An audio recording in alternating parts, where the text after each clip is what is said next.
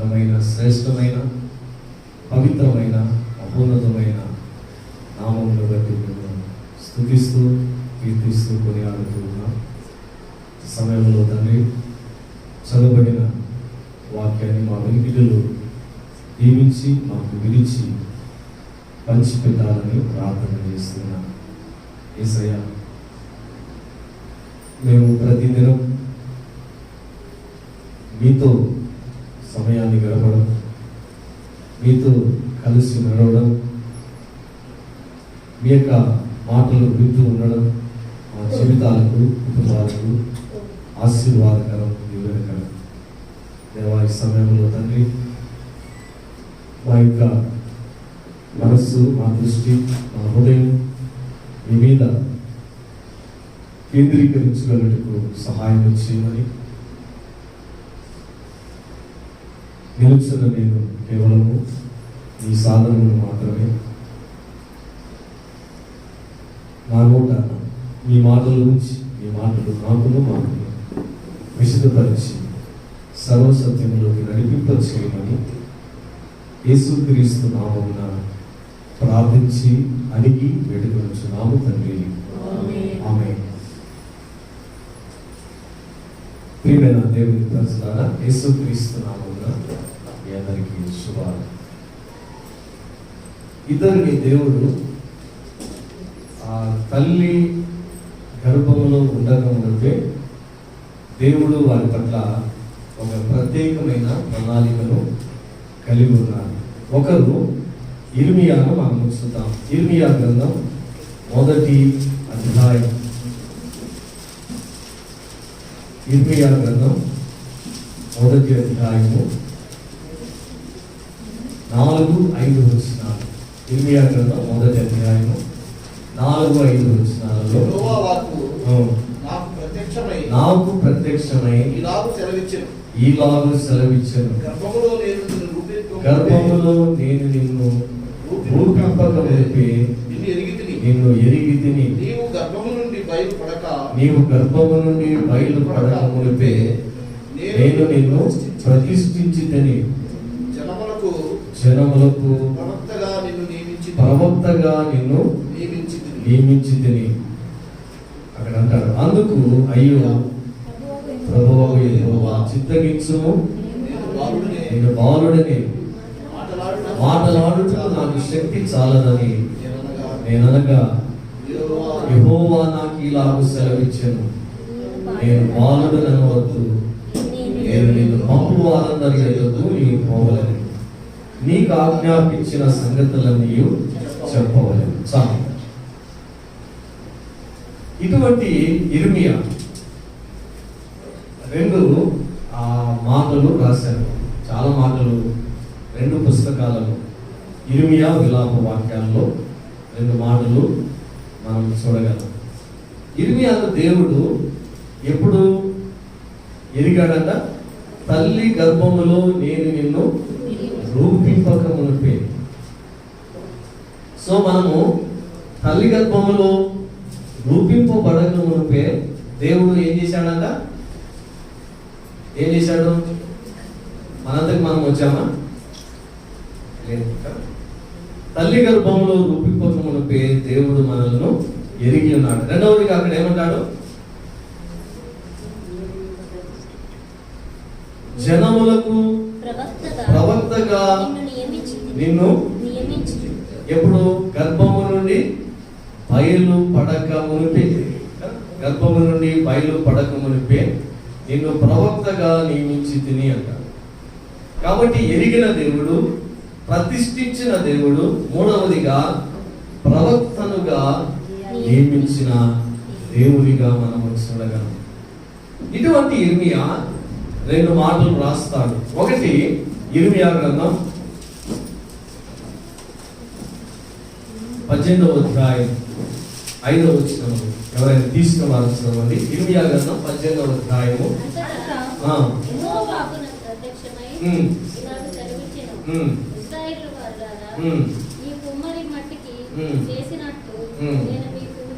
పదిహేడవ అధ్యాయము 5వ వచనం.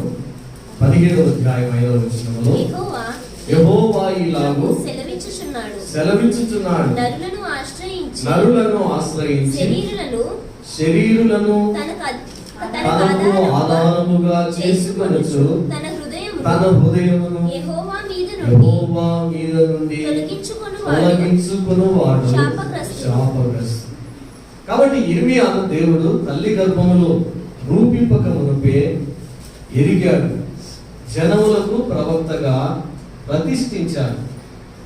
యిర్మీయా అంటాడు, నేను బాలుడును ప్రభువా అని. అంటే నీవు బాలుడు అనవద్దు, నేను నిన్ను పంపు వారందరి యొద్దకు నీవు పోవాలి. రెండవదిగా, నేను నీకు ఆజ్ఞాపించినవన్నీ కూడా ఏం చేయాలా? ఎవరితో చెప్పాలా? ఇశ్రాయేలీలతో చెప్పాలి. ఇశ్రాయేలీలు ఎవరంట? వారు మరి వారు మహానుభవులు కదా. ఒక విధంగా వయస్సులో, వారి యొక్క అనుభవములు, వారెందరో పెద్దవారు. కానీ అటువంటి వారితో నేను నీకు ఆజ్ఞాపించిన సంగతులన్నీ చెప్పవలెను అని రాస్తూ ఈ 17:10 ఏమంటాడంటే, తన హృదయమును శరీరులను తనకు ఆధారము చేసుకొని తన హృదయమును యెహోవా మీద నుండి తొలగించుకున్నవాడు. ఏ పాస్టర్ గారి శాపాల గురించి మొదలు పెట్టామని మనం అనుకుంటున్నామా? ఈ దినాల్లో ఆశీర్వాదాలు ఎక్కువ కదా, దీవెనలు ఎక్కువ. మా దగ్గరికి రండి, ఆశీర్వాదాలు వస్తాయి, దీవెనలు వస్తాయి అని టీవీ ప్రకటనల్లో కదా, టీవీ యొక్క ప్రసంగాలలో మనం చూస్తాం. బైబిల్లో దేవుడు అన్ని రాసి పెట్టాడు. ఆ దినాలలో ప్రవక్త అయిన యిర్మీయాను దేవుడు ఇశ్రాయేలీయులకు ప్రవక్తనగా నియమించాడు. ప్రవక్తనగా నియమించి ఇశ్రాయేలీయులకు ప్రవచనాలు చెప్పమన్నాడు. ప్రవచనాలు ఏం చెప్పాలా? మీకు ఆశీర్వాదాలు వస్తాయి, మీకు దీవెనలు వస్తాయి, మీరు ఏ విధంగా బ్రతకండి, ఏ విధంగా జీవించండి, ఏ విధంగా నడుచుకోండి, అయితే దేవుడు మిమ్మల్ని కనికరిస్తాడు, కటాక్షిస్తాడు, మీ మీద కృప చూపుతాడు అని ఆ పూత పోయడానికి యిర్మీయాను దేవుడు పెట్టలేదు. కాబట్టి యిర్మీయాను దేవుడు ఎందుకు పెట్టాడు? ప్రవక్త అంటే భవిష్యత్తులో జరగబోయే విషయాలను తెలుసుకొని వాటిని దేవుని ద్వారా ప్రజలకు తెలియచేయాలి. అందుకే ప్రవక్త దేవుని చేత పంపబడినవాడు కదా, దేవుని చేత అభిషేకించబడి దేవుని చేత పంపబడినవాడు. దేవుని మాట తన మాటగా భావించి దేవుని పక్షంగా ప్రజలతో మాట్లాడతాడు. దేవుని పక్షంగా ప్రజలతో మాట్లాడతాడు అంటే దేవుడు ఏ మాట చెప్పమంటే ఆ మాట చెప్పాలి. ఆ దినాల్లో చాలా మంది ప్రవక్తలు ఎట్లా ఉన్నారంట? తమకు తోచిన రీతిగా ప్రవచనాలను చెప్పి ప్రజలను భ్రష్టు మార్గములోకి నడిపించేవారు. యిర్మీయా, నీవు అలా కాదు. నేను నీకు తెలియజేసే ప్రతి మాట కూడా ఇశ్రాయేలీయులకు నువ్వేం చేయాలా? తెలియజేయాలి. తెలియజేయడం, బూర ఊదడం, వారికి ప్రకటించడం నీ వంతు. వారు మార్చబడతారా, మార్చబడకపోతారా, అది సెకండరీ పాయింట్. కాబట్టి ప్రవక్త దేవుని మనిషి. యాజకుడు ఉన్నాడే, యాజకుడు, ప్రీస్ట్ అంటారు కదా, ప్రాఫెట్, ప్రీస్ట్. ప్రీస్ట్ ఎవరంటే ప్రజల పక్షంగా దేవుని యొద్దకు వెళ్ళి ప్రజల సాధక బాధలు దేవునికి తెలియజేసేవాడు ప్రీస్ట్. అంటే just like a pastor, like a preacher, teacher. వీరు ఏం చేస్తారంటే ప్రజల పక్షంగా దేవుని యొద్దకు వెళ్ళి ప్రజల యొక్క కష్టాలు, నష్టాలు, ప్రజల యొక్క ఇబ్బందులు, సమస్యలను తెలియజేసే వారిని ప్రీస్ట్ అంటారు. కానీ ప్రవక్త ఏమో దేవుని విషయాలను మాత్రం ప్రజలకు చెబుతాడు. కాబట్టి అటువంటి ప్రవక్త ఆనాటి ఇశ్రాయేలీయులను ఉద్దేశించి ఏమంటున్నాడంటే, శరీరులను తనకు ఆధారం చేసుకొని, శరీరులను ఆధారం చేసుకొని, చాలాసార్లు కదా అంగబలమును చూసుకుని, నాకు వారున్నారు, నాకు వీరున్నారు, నాకు ఇంకొకరున్నారు, బంధు బలగాన్ని కదా, అంగబలాన్ని చూసి అనేకులు ఏం చేస్తూ ఉంటారంటే వారు మిడిసి పడుతూ ఉంటారు. కాబట్టి అటువంటి వారితో శరీరులను తనకు ఆధారము చేసుకో. ఎవరిని ఆధారం చేసుకోవాలా? దేవునిని ఆధారము చేసుకోకుండా ఇశ్రాయేలీయులు ఆ దినాలలో వారు మానవ మాతృలను క్షణమాత్రములో అధికారాన్ని కోల్పోయేవారు. క్షణమాత్రములో మరి నశించిపోయే మానవులను వారు ఆధారము చేసుకుని తమ హృదయాన్ని ఏం చేసినారంట? యెహోవా మీద నుండి తొలగించుకున్నారు. అందుకే దేవుడు మరి ఇర్మియా ఏమంటున్నాడంటే అటువంటి వారిని ఏమంటున్నాడు? శాపగ్రస్తుడు.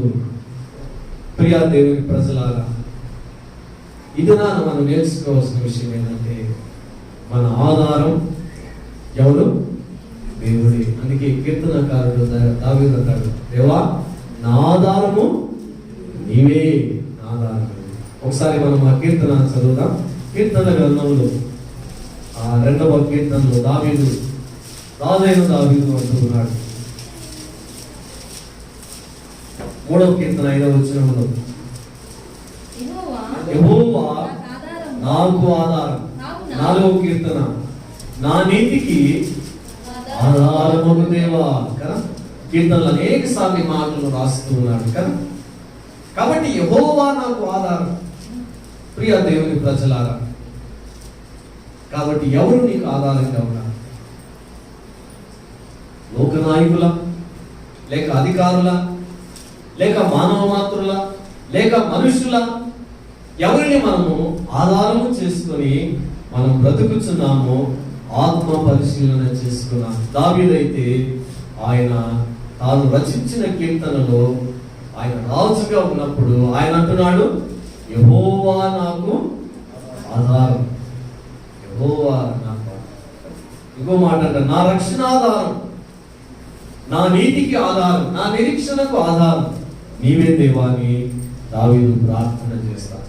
కాబట్టి ఈ యొక్క దినాలలో మనం మనుషులను, లోకస్తులను, నాయకులను, అధికారులను, ఎవరినైనా మనము దేవుని కంటే ఆధారం చేసుకుంటే ఒకవేళ మనము ఆత్మ పరిశీలన చేసుకున్నాం. కాబట్టి తన హృదయమును యెహోవా మీద నుండి తొలగించుకుని వాడు అంటే, ఇప్పుడు సింహాసనం ఉంది, సింహాసనం మీద దేవుడు ఉన్నాడు కదా.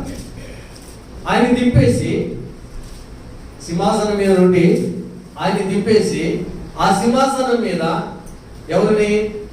ఏ నాయకుడినో, ఏ డబ్బున్న వానో, ఏ అధికారం ఉన్నవానో, ఏ అంగబలము కదా, కండబలము, గుండె బలము, ఆర్థిక బలం ఉన్న వాడిని కూర్చోబెడితే ఆయన తీసేసినామంటే దాని అర్థం ఏమిటి? ప్రక్కకు పెట్టినామని దాని అర్థం. కాబట్టి శరీరులను తనకు ఆధారం చేసుకుని కదా, ఎవరిని? శరీరులను ఆధారం చేసుకొని మన హృదయాన్ని యెహోవా మీద నుండి తొలగించుకుని వాడు శాపగ్రస్తుడు. కాబట్టి మన హృదయం అనే సింహాసనంలో ఎవరున్నారు?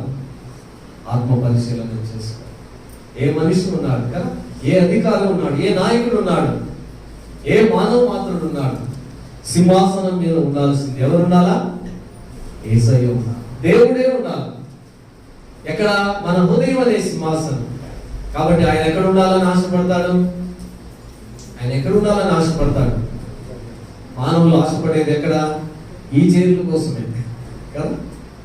మీటింగ్లో చూస్తాం కదా, రాష్ట్రాల్లో చూస్తాం, దేశాల్లో చూస్తాం. సొలొమోను అంటాడు, ధనము శాశ్వతము కాదు, కిరీటము తరతరములుండునా అని అంటాడు కదా. తరతరములు ఉన్నది వాటి కొరకు మనుషులు ఆశపడుతూ ఉంటారు. రెండవదిగా అదే ఇర్మియా దేవుని యొక్క ప్రవచనాన్ని పొంది ఇర్మియా 47వ అధ్యాయం 10వ వచనంలో అంటాడు. ఇర్మియా 47 10వ వచనం, 47 10వ వచనం. ఇర్మియా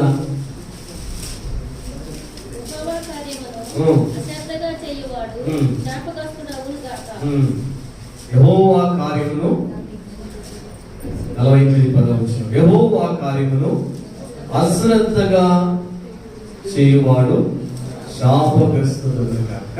రెండు వెరీ వెరీ ఇంపార్టెంట్ విషయాలు. ఒకటి శాపగ్రస్తుడు. దేవుణ్ణి దించేసి మనుషులను ఆ హృదయం అనే సింహాసనంలో మనం ఉంచుకుంటే శాపగ్రస్తులు అవుతామని. రెండవదిగా, యెహోవా కార్యమును అశ్రద్ధగా చేస్తే శాపగ్రస్తులు అవుతాం. కాబట్టి దేవుని కార్యాలను మనం ఏం చేయాలంట? శ్రద్ధగా చేయాలి. మన కార్యాలను మనం ఎంత శ్రద్ధగా చేస్తాం, మన ఇళ్ళలో, మన ఆఫీసుల్లో కదా, మన కంపెనీలలో, మనం చేసే ప్రతి స్థలములో మనకిచ్చిన కార్యాలను ఏం చేస్తాం? శ్రద్ధగా చేస్తాం. చేయకపోతే ఏం చేస్తారు? అక్కడ నుంచి పీకి పడేస్తారు కదా. ఒకసారి చూస్తారు, రెండవసారి చూస్తారు, ముందు వార్నింగ్ ఇస్తారు, ఎవరన్నా అడుగుతారు. అలానే మనము అశ్రద్ధగా చేస్తూ ఉంటే సస్పెండ్ చేస్తారు. ప్రియమైన దేవుని బిడ్డలారా, కాబట్టి దేవుని కార్యాలను అశ్రద్ధగా చేయాలి. అందుకే ఫిలిప్పీయులకు రాసిన పత్రికలో పౌలు అక్కడ రాస్తూ ఈ మాటలు అంటూ ఉన్నాడు. ఫిలిప్పీ 2వ అధ్యాయం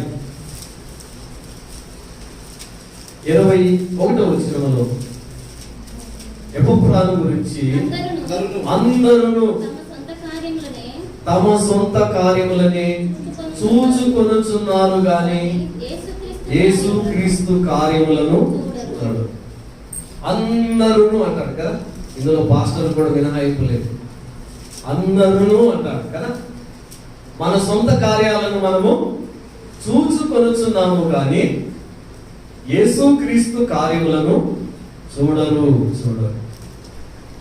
కాబట్టి యేసుక్రీస్తు కార్యాలు ఏమిటి? యెహోవా కార్యాలు ఏమిటి? ఒక మనిషిని కదా మనము దర్శించడం, ఒక మనిషి గురించిన మరి శ్రద్ధ, ఒక మనిషి గురించిన ఆలోచన, ఆ వ్యక్తి దగ్గరికి వెళ్ళి ప్రార్థన చేయడం, ఆ వ్యక్తికి మానసిక స్థైర్యాన్ని ఇవ్వడం, ఆ వ్యక్తికి మనకు తోచిన దానిలో సహాయం చేయడం, అది యెహోవా కార్యం. అందుకే ఆ పేతురు యోహానులు దేవాలయానికి వెళుతున్నప్పుడు ఆ పుట్టినది మొదలుకొని కుంటి వారిని చూసినప్పుడు వారితో ఒక మాట అంటున్నారు. ఏమని? మాకు కలిగినదే నీకు ఇచ్చు. మాకు కలిగినది. ఏం కలిగారు వాళ్ళు? ఏం కలిగారు? నోట్ల కట్ట ఉందా వాళ్ళ దగ్గర? లేక వారు ఏమన్నా ఒక ఆహారం పొట్లం తీసుకుని వెళ్ళారా? లేక వాడికి మెరుగైన ఏమైనా కుంటి వాడు నడవడానికి ఈ దినాల్లో చాలా వచ్చినాయి కదా, అవి తీసుకొని వెళ్ళారా? లేదు. ఏం తీసుకొని వెళ్ళారట కదా? యేసయ్యను కలిగి ఉన్నారు. మాకు కలిగినదే. కాబట్టి మనం ఏమి కలిగా? యేసయ్య ప్రేమ కదా, యేసయ్య యొక్క దయ, యేసయ్య కనికరం, యేసయ్య యొక్క వాత్సల్యతను మనం కలిగి ఉన్నాం. కాబట్టి మనము కలిగిన దానిని ఏం చేయాలంట? పంచుకోవాలి. అందుకే యెహోవా కార్యములను అశ్రద్ధగా చేయువారు శాపగ్రస్తులు అవుతారు. ఎవరు రాశారు ఈ మాట? తల్లి గర్భములో పడక మునిపే ఇర్మియాను దేవుడు ఎన్నుకున్నాడు. ఇర్మియాను ప్రవక్తగా నియమించాడు. ఇర్మియాకు ప్రవచనాలు ఇచ్చి ఇశ్రాయేలీలతో ఈ ప్రవచనాలు చెప్పించాడు. కాబట్టి ఓ ఇశ్రాయేలీయులారా, మీరు మీ కార్యాలను చూసుకుంటున్నారు, ఎంత శ్రద్ధగా చూసుకుంటున్నారు, ఎంత జాగ్రత్తగా చూసుకుంటున్నారు దేవుని కార్యాలు అనే వాటికి అస్సలు. కాబట్టి దేవుని కార్యాలు, క్రీస్తు కార్యం. అందుకే క్రీస్తు కార్యములను మీరు చూడడము లేదు అని పౌలు ఆ ఫిలిప్పీ సంఘానికి లేఖ రాశారు. కానీ అక్కడ ఒక వ్యక్తి ఉన్నాడు, ఎపఫ్రా. కానీ ఎపఫ్రోదితు అతడు ఎలా చూశాడన్న? దేవుని కార్యాల విషయమై అంతగా ప్రయాసపడ్డాడు. దేవుని కార్యం ఈ జీవితంలో మనం కదా బ్రతికేది కదా, నీవు నీ కొరకు ఏమి చేసుకున్నావు అన్నది దేవుడు అస్సలు అడగనే అడగడు. నీవు ఆయన కొరకు ఏం చేశావు అన్నదే దేవుడు అడుగుతాడు. 30 సంవత్సరాల వరకు యేసయ్య ఏం చేశాడు? ఆయన వడ్రంగిగా పనిచేశాడు. తన యొక్క తల్లి, తన సహోదరుల యొక్క మరి వారి ఆకలిని తీర్చడానికి, వారికి ఇంటిలో జ్యేష్ఠుడిగా ఉండి తన యొక్క బాధ్యతలను ఆయన ఏం చేశాడు? చక్కగా నిర్వర్తించాడు. 30 సంవత్సరాల నుంచి 3.5 సంవత్సరాలు ఏం చేశాడంట ఆయన చివరి అంకములో 3.5 సంవత్సరాలు ఆయన తండ్రి కార్యాలనే చేశాడు, దేవుని కార్యాలనే చేశాడు కదా. దయ్యాలు వెలగొట్టడం, రోగులను స్వస్థపరచడం, పేదవారికి స్వార్థ ప్రకటించడం, నలిగిన వారిని, విరిగిన వారిని విడిపించడానికి, ఆకలి ఉన్న వారికి ఏం చేశాడు ఆయన? వారికి ఆహారం పంచాడు. అంతేకాదు అనేకులకు ఆయన ఏం చేశాడు? తనకు కలిగిన ప్రతిదీ కూడా ఆయన వారికి పంచిపెట్టాడు. అందుకే యేసయ్య ఎక్కడ పిలిస్తే అక్కడికి వెళ్ళి వారికి వాక్యాన్ని బోధించాడు. కాబట్టి అందుకే అంటాడు, తండ్రి నీవు నాకు ఇచ్చిన ఈ పనిని భూమి మీద నేను సంపూర్ణంగా నెరవేర్చుకున్నాను. నీవు నాకు ఇచ్చిన పని కాబట్టి దేవుడు నీకు ఇచ్చాడు కదా. ఏ పని ఇచ్చాడు? సంఘంలో ఏ పని ఇచ్చాడు? నీకు నీ యొక్క స్థలములో ఏ పని ఇచ్చాడు? నీ పని ద్వారా దేవుడిని మహిమపరచాలి. కాబట్టి యెహోవా కార్యములను అశ్రద్ధగా చేయవారు శాపపరుస్తారు. నూతన నిబంధనలో మరొక గొప్ప వ్యక్తి, ఈయనను కూడా దేవుడు ఎదుర్కొన్నాడంట. గలతీయులకు రాసిన పత్రికలో ఈయన కూడా 2 మాటలు రాస్తాడు. గలతీయులకు రాసిన పత్రిక 1వ అధ్యాయం 15వ వచనంలో, ఆయనను తల్లి గర్భము నుండి పడినది మొదలుకొని నన్ను ప్రత్యేకపరిచి తన కృప చేత నన్ను పిలిచిన దేవుడు, నేను అన్ని జనులలో తన కుమారుని ప్రకటించవలనని. ఈయనను కూడా ఎప్పుడు దేవుడు ఏర్పాటు చేసుకున్నాడంట? సౌలుని దేవుడు పౌలుగా మార్చాడు కదా. ఎప్పుడంట? కానీ దేవుని ప్రణాళికలో పౌలు ఉన్నాడు. ఎప్పుడంట? తల్లి గర్భము నుండి పడినది మొదలుకొని నన్ను ప్రత్యేకపరచి తన కృప చేత నన్ను పిలిచిన దేవుడు. ఎందుకు పిలిచాడంట? ఈయన కూడా అన్ని జనులకు స్వార్థ. అక్కడేమో ఇర్మియాను దేవుడు ఏమన్నాడు? ఇశ్రాయేలీయులకు నీవు ప్రవచనాలు చెప్పు. వారికి చేదు ఉండవచ్చు, వారికి కఠినంగా ఉండవచ్చు, వారికి ఆయాసకరంగా ఉండవచ్చు, అయినప్పటికీ కూడా నీవు నా ప్రవచనాలు చెప్పు. ఇక్కడ కూడా పౌలు కూడా దేవుడు ఆయన చెప్పాడు కదా, నేను ఏవైతే చెప్పమన్నావో వాటిని చెప్పు. ఈ పౌలు కూడా నేను సువార్తల్లో ఈ వాటిని ఈ పత్రికల్లో ధ్యానం చేసినప్పుడు పౌలు ఈ పత్రికలలో శపించబడును గాక, శాపము నొందును గాక అనే మాటలు రాస్తాను.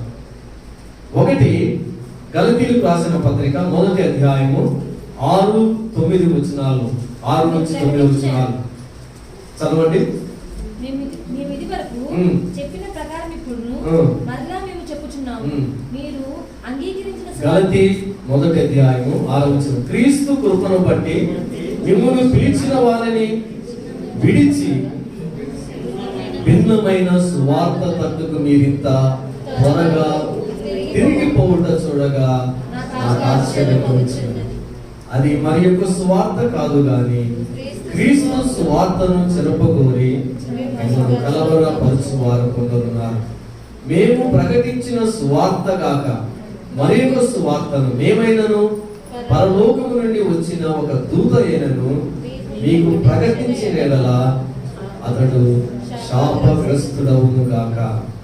మేము ఇదివరకు చెప్పిన ప్రకారం ఇప్పుడును మరలా చెప్పుచున్నాం, మీరు అంగీకరించిన సువార్త గాక మరి ఒకటి ఎవడైనను మీకు ప్రకటించిన ఎడలా వాడు శాపగ్రస్తుడవును గాక. ఇది ఎవరికి చెప్పన్నాడు అన్నాడు? గలతీ సంఘంలో ఉన్న విశ్వాసులు. ఓ గలతీ సంఘంలో ఉన్న విశ్వాసులారా, మిమ్మల్ని పిలిచిన వారిని మీరు విడిచిపోయారు. ఎవరు పిలిచారు? దేవుడు మిమ్మల్ని పిలిచారు. కానీ మిమ్మల్ని పిలిచిన దేవుణ్ణి వదిలి భిన్నమైన సువార్త తట్టుకు మీరింత త్వరగా తిరుగుట చూచి నాకు ఆశ్చర్యము. ఈ దినాల్లో వాక్యాన్ని విడిచి, వాక్యము సత్యము యొక్క వాటిని మరచి మనము భిన్నమైన సువార్తకు వారు చెప్పింది కరెక్ట్ అని మనము ఒకవేళ ఆ విధంగా జీవిస్తూ ఉంటే దేవుడు మనకు హెచ్చరికను ఇస్తున్నాడు. అందుకే మేము ప్రకటించిన సువార్త కాక మరి ఒకడు ఎవడైనను, దేవదూత అయినను ఎవడైనను ఈ సువార్త కాక వారి సువార్త ప్రకటిస్తే వారు ఏమవుతారంట? శాపగ్రస్తులు. అందుకే ఈ దినాల్లో స్వార్థికులైన, బోధకులైన కదా, పాస్టర్లైన మేము ఏం చెప్పాలా? దేవుడి వాక్యం చెప్పాలి. కల్పనా కథలు, పెట్ట కథలు కదా, ఆ కథలు ఈ కథలు తీసుకొచ్చిగా దేవుడు ఏమి చెప్పమన్నాడో అవే చెప్పాలి. ఆ దినాలలో పౌలు కాలంలో కూడా గలతీలో ఉన్న విశ్వాసులు ఈ పౌలు చెప్పిన సువార్తని విని నమ్మారు. కానీ ఇంకొకరు వచ్చారు, ఇంకొకరు వచ్చి ఇంకో సువార్త చెప్పారు. ఈ సువార్తను వీరు విడిచిపెట్టి ఆ సువార్త ఎవడు వెళ్ళారు. అప్పుడు పౌలు మాటలు రాయవలసి వచ్చింది, మిమ్మును పిలిచిన వానిని విడిచి. కాబట్టి పౌలు యొక్క సువార్త ఏదంటే ఆయన శరీరుడుగా ప్రత్యక్షమైన కదా, ఆయన ఈ లోకంలో మనిషి కుమారునిగా జీవించాడు, ప్రజలందరి కోసం ప్రాణం పెట్టాడు, రక్తం చిందించాడు, మరణించాడు, తిరిగి లేచాడు. ఈ సువార్తను పౌలు బోధించాడు. ఈ సువార్తను బోధించకుండా వారి సువార్తలు కదా, లోక సంబంధమైన సువార్తలు ఎవరు ప్రకటించినా వారు ఏమవుతారంట? శాపగ్రస్తులు అవుతారు.